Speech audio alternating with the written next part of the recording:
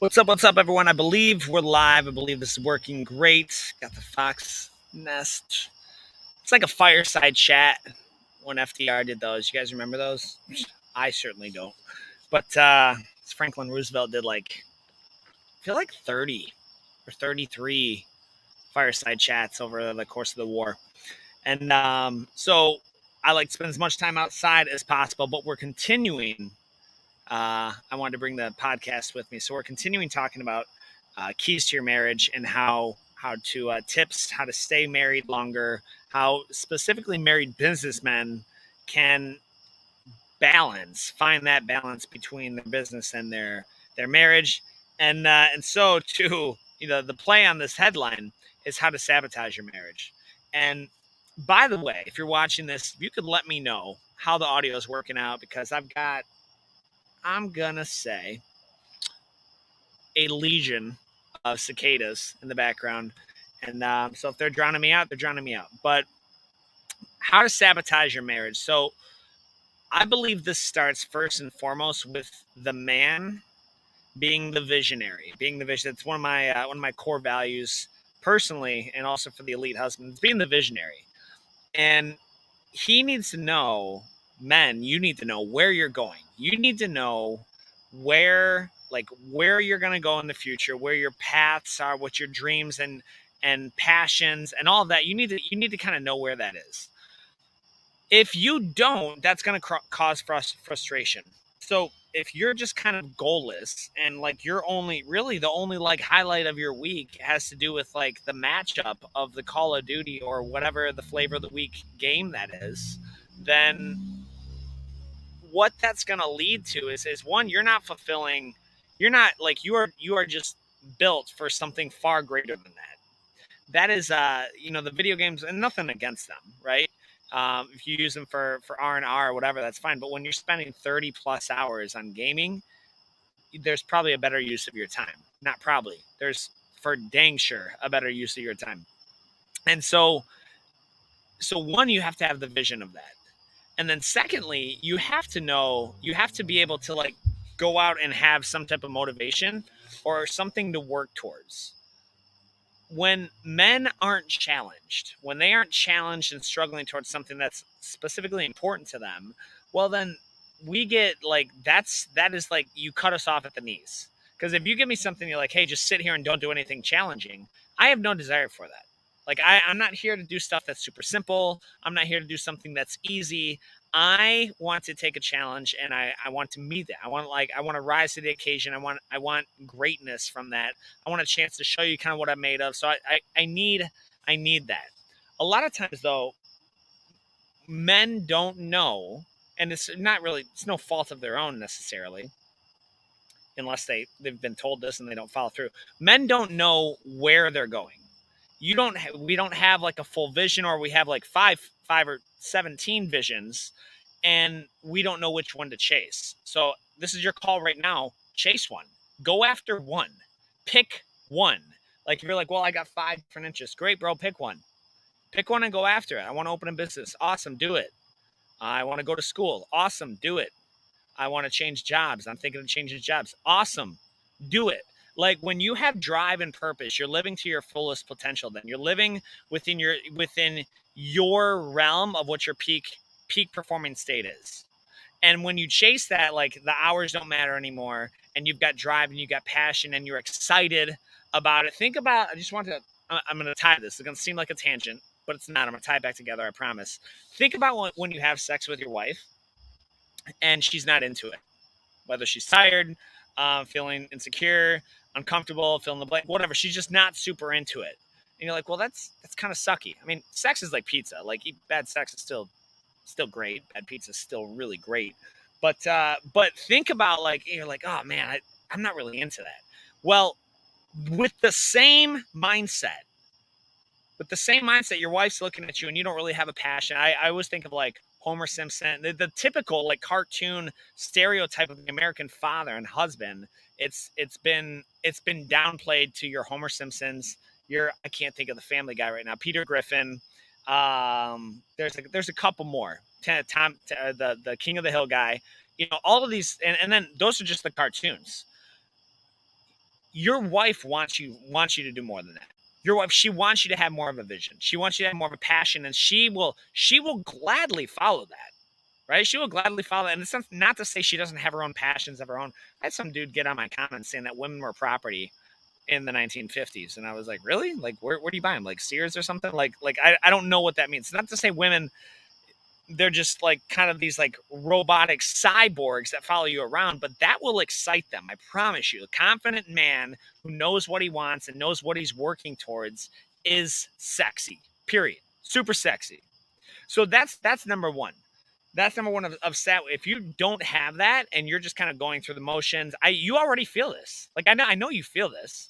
Like this is why a lot of guys come into the jiu-jitsu academy. Like they're like, dude, it's not, I gotta do something. Like the gym sucks. It's full of like Instagram d bags, and like I'm just trying to get my squats and deads in, and like I have to wait to share my. It sucks. Like I'm looking for something challenging, and I wanted it. Cool, awesome. Jiu-jitsu is a great fit for it.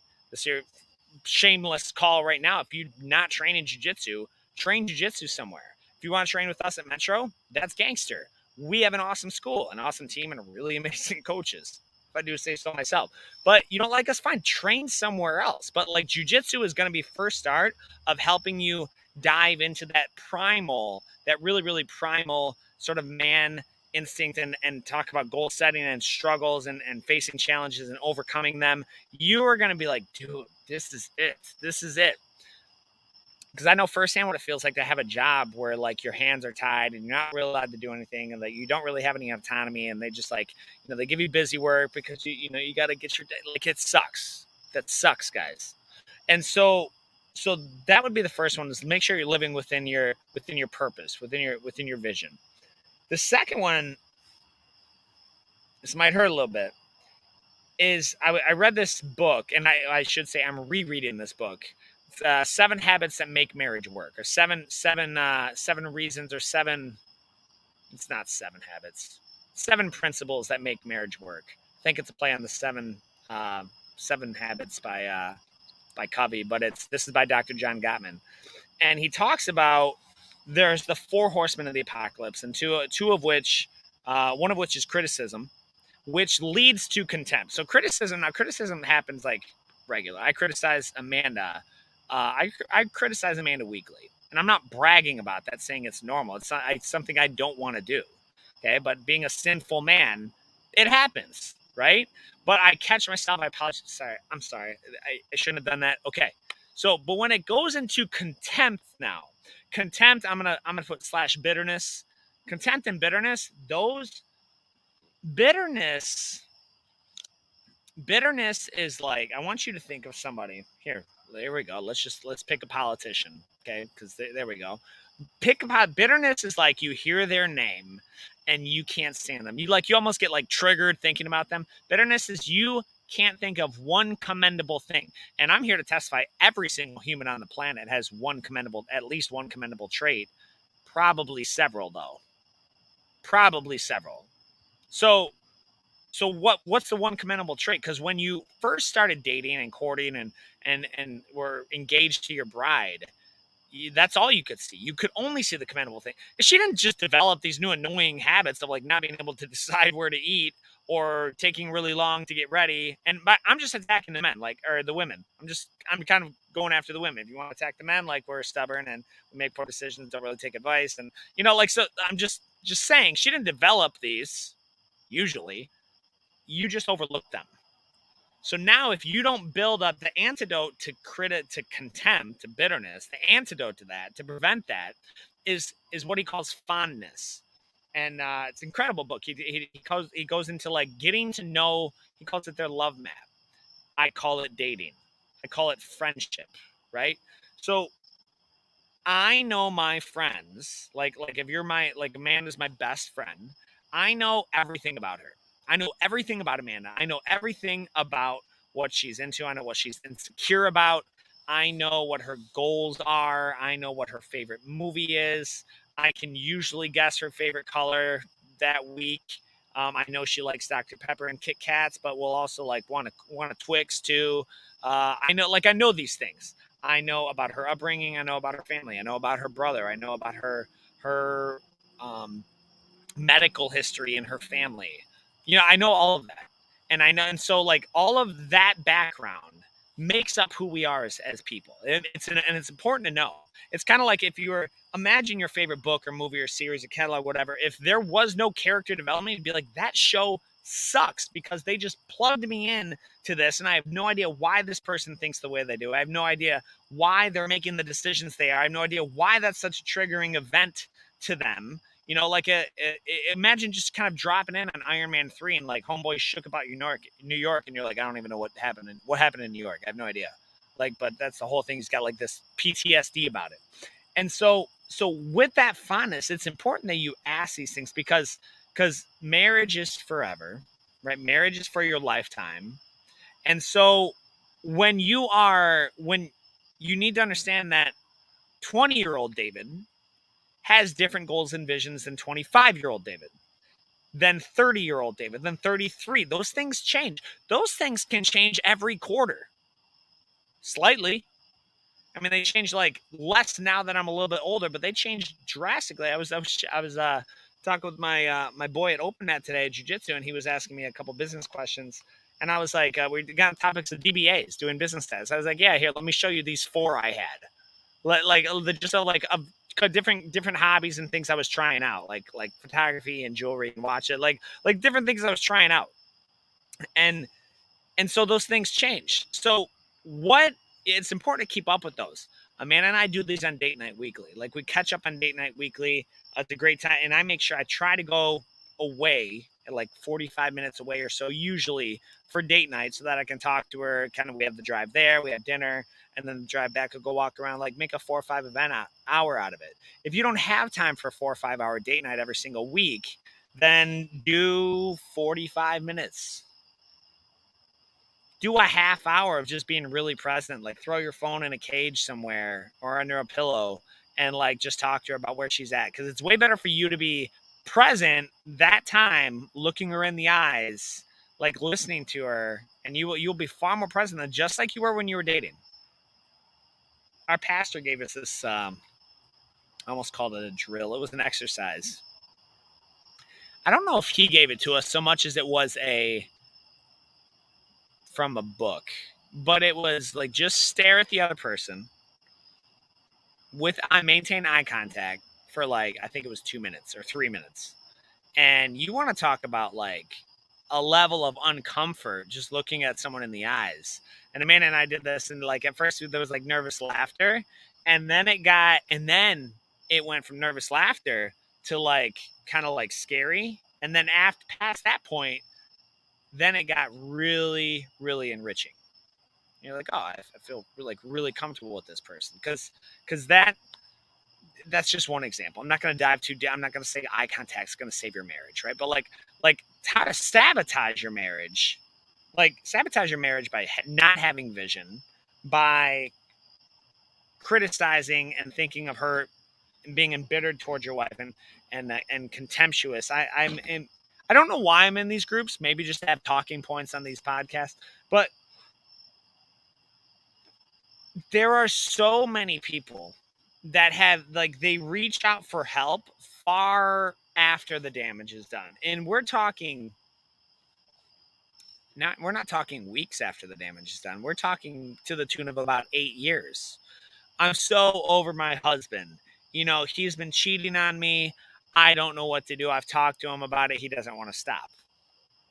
Okay, well, all right. So let's rewind the tape to like when he wasn't cheating on you, because that's going to be pretty important, right? So, I'm so over my wife. She is such a nag.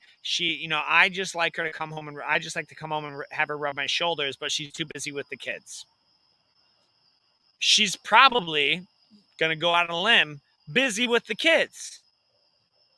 So the fondness and building that love map is just a series of questions, right? It's a series of questions, and you could make up your own, but it's things about learning, asking deep questions, things that can't be answered with a yes or no or one-liners. One might be, what was the most traumatizing moment of your childhood career, and how do you think that makes you who you are today? I shouldn't say childhood career, but your childhood, and how does that affect who you are today? Like, well, that's a deep friggin' question. Yeah, it is. But the second, so you could say, well, I got to be vulnerable for that. Yeah, you do have to be vulnerable for that. And so if you're unwilling to be vulnerable or unwilling to ask the deep questions because you think it's too personal, which is dumb because it's your spouse, so that's a dumb excuse. Well, I already know it. Ask it again. It might change. Even if not, like if they say, okay, we've already been over this, it's this. Okay, how do you think? So do you, and then tie it to a current event. So do you think that traumatizing, I'm just going to make some stuff up, of being bullied in the cafeteria and having a lunch tray broken over your head and having all the kids laugh at you, do you think that plays a part into your selected career now? Yeah, maybe. And now that's really important to know, because then when you hear these things, you're going to know all about your spouse like that. You're going to know all about like things that will, you're going to know them deeply. And it's worth noting, side note, to know, the Greek word, Aramaic word, actually, to know, is the same word like to have sex with. So the best sex, men, comes from when you get to know.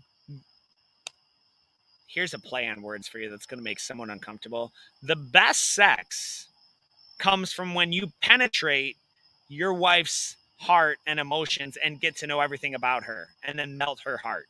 And then she's like, okay, I feel super comfortable with you. What's that release going to look like?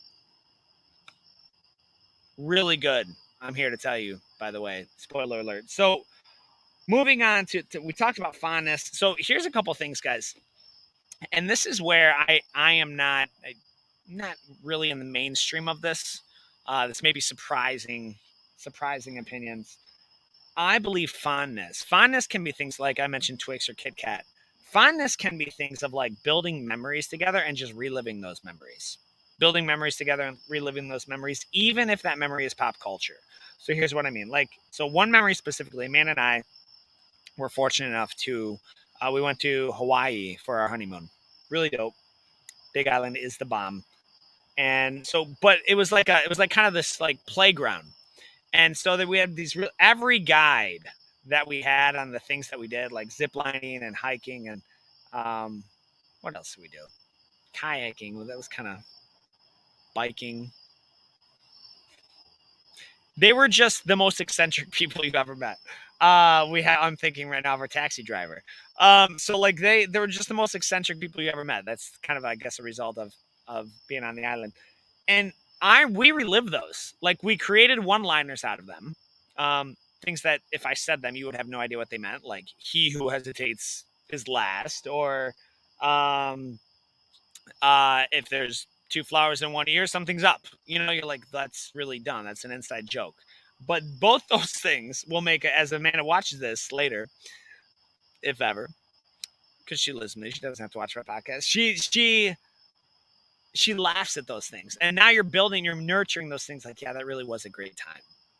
And there's a lot of NLP that goes into this too. All my sales guys, business guys, they're gonna get this. Like you need to preload the frontal cortex with these positive memories. If you don't, and all that's left on the front is negative experiences and memories, it's kind of that emotional bank account. So now, like, there's way more. There's actually a law. It's not what you've done for me, it's what you've done recently. There's way more negative things on the front load. I can't even remember the last time there was anything noteworthy or fond about you. So Dr. John Gottman goes into in the book 7 Principles That Make Marriage Work. He goes on to say that like 94% of the time, if you have fond memories and can dive deep into those memories of your spouse and bring them back up and share them, and whether it's a wedding date or a wedding day or your honeymoon, or the first time you guys had your first kid, or when you first started dating, whatever those fond like bringing those up as if out of the earth, 94% of the time that struggling marriage can be fixed, versus 100% of the time if those can't be brought up, then there is nothing left of that relationship or that marriage. It has been rotted to the core, embittered to the core. Just think of really bitter fruit, spoiled fruit. Like there's nothing there. There's nothing there. So you combat that bitterness and that contempt with fondness, and you do this regularly. You can do it on date night weekly, which is good. You kind of build that love map, but then you can also do this daily with like, hey, simple guys. It's simple. It's the simple stuff. Hey, thank you so much for making me that meal. I know I didn't have time to eat with you guys, but it means a lot to me that you thought of me to make that meal. Hey, I appreciate you kind of coming to bat for me when those guys were saying something, even though they were just joking, when my siblings were joking about me. I appreciate you coming to bat for me. It means a lot, and it made me feel stood up for. I appreciate you getting my haircut rescheduled because I need a freaking haircut and I missed it this week. I like little things like that. They will go a very, very long way, and they're continuing to build that roadmap. Now it takes effort.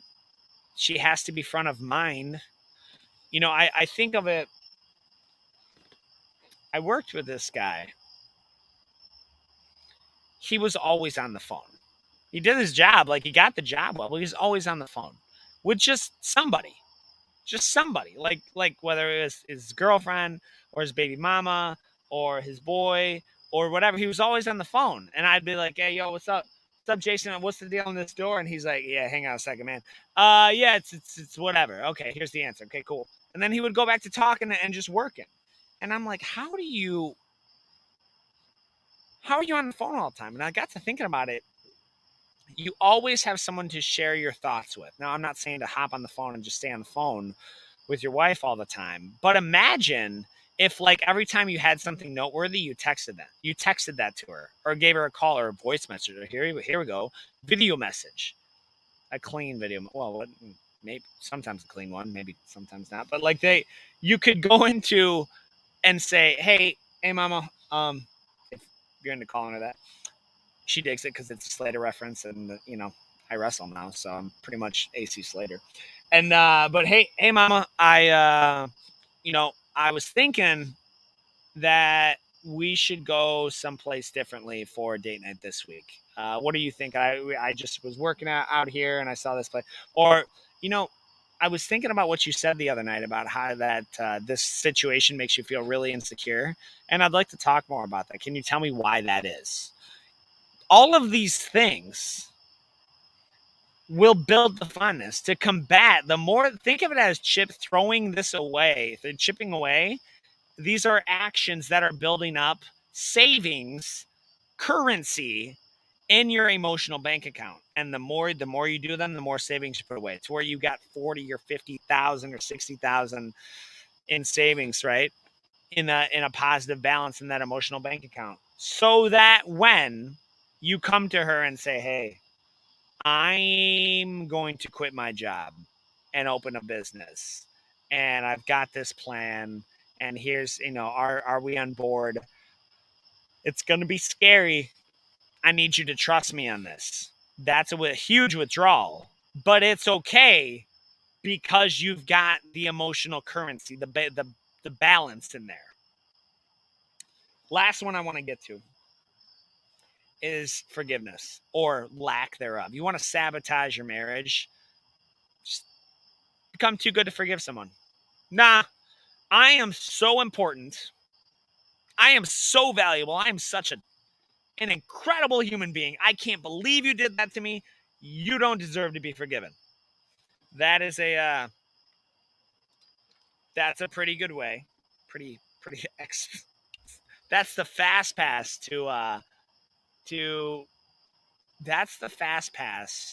to killing a relationship.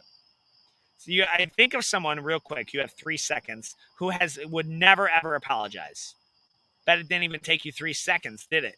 Because you're like, that person's such a fill in the blank, whatever you want to call them. I think of about 7 words, and so you're like, well, yeah, that person, I don't like anything about them. Nobody does. Nobody likes someone who doesn't apologize. And more so, not only, we're not talking about just apologizing though. We're talking about forgiving someone. We're talking about like truly forget. I mean, it should go both ways, of course, but truly forgiving someone and not holding on to it, and for damn sure not bringing something back up. To forgive means that, like, to forgive and forget. I know a lot of people disagree with me on this. They're like, well, you can forgive, you can never forget. But I got a short ass memory when it comes to stuff like that. If you apologize for something and you mean it and it was sincere, it's over with. I mean, it's over with the exception of, my, we're talking about marriage, right? But we're like with the exception of like something like mishandling money or infidelity. I often think about that. Like, not that we have plans of it, but if Amanda was unfaithful because she went temporarily insane and thought she found someone better than me for her, which isn't going to happen. There's that confidence we're talking about. Some might call it narcissist. But let's say she was unfaithful, would I forgive her? I would have biblical grounds for divorce at that point. I don't know if I've said this to her. I don't want to do the work to build 13 years of memories with somebody. Now, granted, the pain and the betrayal and the hurt and everything that would come with that, it's something I've never experienced. Something I've never experienced. Like I've never been cheated on. So I can't begin to fully understand what that feels like. But you really have two choices. Either you just sever it entirely, you don't talk to them anymore, and then that's kind of the end of it. Like, do with it as may. Or you see, like, you work through it, try and work through it, but things have to change. I'm also a really big believer that if someone gets cheated on, no party is 100% blameless. No party is 100% blameless. Because you could say, well, that person just had it in their heart. Okay, who was their circle? Okay, who did you like point out to me who their 5 wisest friends were, and I'm gonna point out to you well, yeah, that's why they didn't have anyone around them. I have a cicada. It's probably the size of my fist right up in that tree. So if you hear what sounds like, oh, I don't know, Terminator coming, that's what it is. And so that is the forgiveness is huge. Now, infidelity, adultery is an extreme case. But what are you holding on to? What are you holding on to and bringing back up as if as like extra ammunition the next time you fight? I'll be honest with you guys. Like when Amanda and I, like our fights usually end with me apologizing first, because whatever it is, whatever we're arguing about is not worth being at discord with Amanda. Now, and I'm usually at wrong. Now, if there's times where I'm like, listen, you're just straight up in the wrong. Like I see where you're coming from, but I really believe you're wrong, and I don't see anything wrong with my behavior. I'm not going to apologize. I'm not going to make an apology saying I'm wrong for what I did. If I'm not wrong for what I did. I'm sorry you feel that way about it, and I'm sorry that that's kind of how it is. But I'm not going to apologize for that. That happens a very small percentage of the time, because usually both parties are at fault in marital fights. It's very rare that it's a one-sided, like one person's holding it flawless and the other person's just like Satan incarnate. It doesn't happen like that. And so the forgiveness that comes from that, you need to seek reconciliation like immediately, as quickly as possible. As quickly as possible. And between building the love map, your knowledge of them, and forgiving and asking for forgiveness regularly, and then you're living within the very first one of your true vision, chasing that every day, and like to where like they're not, listen, I adore Amanda with my all that I am, with my core, with my like every fiber and piece of my DNA, but I do not worship her. I do not worship her. Like she is not I do not bow down and like sacrifice everything, because I have now, she comes first, don't get me wrong, she comes before business and those things, but I have other things that I'm chasing and working towards, not just to please her and buy her things and take her on vacations and spoil her, though I do a lot of that, but like I have other dreams and things that she's well aware of and she helped build. Like we helped make our goals together. And if you haven't made your goals together as a couple for your family, that would be a great place to start. That would be a great place to start, is building that. And it could be a kind of an awkward thing. It's your first time doing something like that. Like, hey, like draw what our life looks like. Write what our life looks like in 15 or 20 years. Well, I don't know. I can't.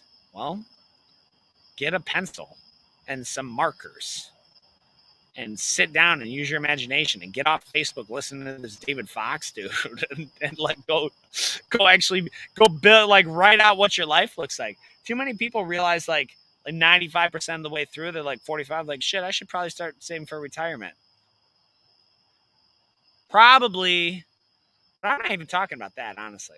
I'm not talking about like max out your Roth and mutual funds and HSAs. That's not what I'm talking about. I'm not the finance dude. Side guy. Not that.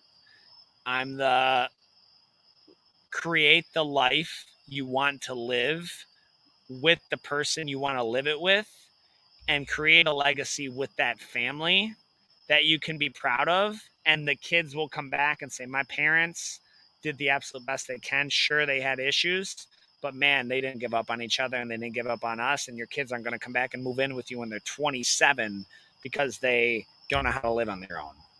That's the type of guy I am. So that's it. So those are it's kind of a reverse way of saying, how to sabotage your marriage. Don't have a vision. Have lots of contempt. Don't build fondness. Never forgive. Never ask forgiveness. That's how you sabotage your marriage. If you don't want to sabotage your marriage, do the opposite of all those. Have a vision. Chase it together. Avoid contempt. Build fondness. Forgive. Ask for forgiveness. So, guys, we have I've got a free group for married businessmen. And it's content like this. I don't post in there as much as I used to.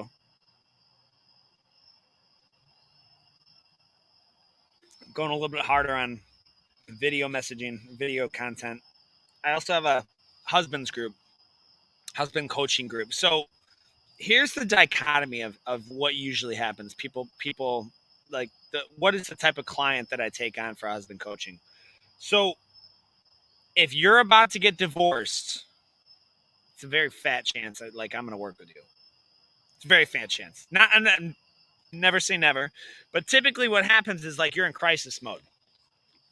You're in crisis mode and you just want to put out that fire. And there's usually a lot of contempt. And can't think of anything nice with it, to say about their wife. Like that's usually what happens when men have filed, or they love their wife and they dearly, but now she's in that situation. Can't think, she's contemptuous towards him. So men who are like, I know marriage is important. I know my business is important because it funds the lifestyle for our marriage and the goals and dreams and visions that we want to do. I know I could do better. And I want to do better. And I want people around me who value marriage. Because I don't know about you guys. I don't watch news a lot. But the traditional conservative idea of a man and a woman being married and creating a family and working towards that is becoming so archaic. And not only archaic, but it's like, oh, how dare you try to push that on someone when actually that's what has worked for millennia. And so like that's important. And so the more people like that I can surround myself around that are for that, and more importantly, like the main thing when I hire coaches, the main thing I look for is like, bro, I need accountability. Like I can any of this stuff like this 35-minute now podcast that we're going into, I can find this shit stuff, working on my language stuff. Like I'm finding this anywhere online. The information's free, but I need someone to keep me accountable, to bounce ideas off of. And if you're not, look, bottom line, if you're not going to do the work, like, don't apply. Like, just don't apply. Because I don't have much time for it, and I don't understand it, and I have trouble understanding it. The most important thing, like, someone says, hey, yo, Fox, let me write you a check for your wife and family. There is no amount.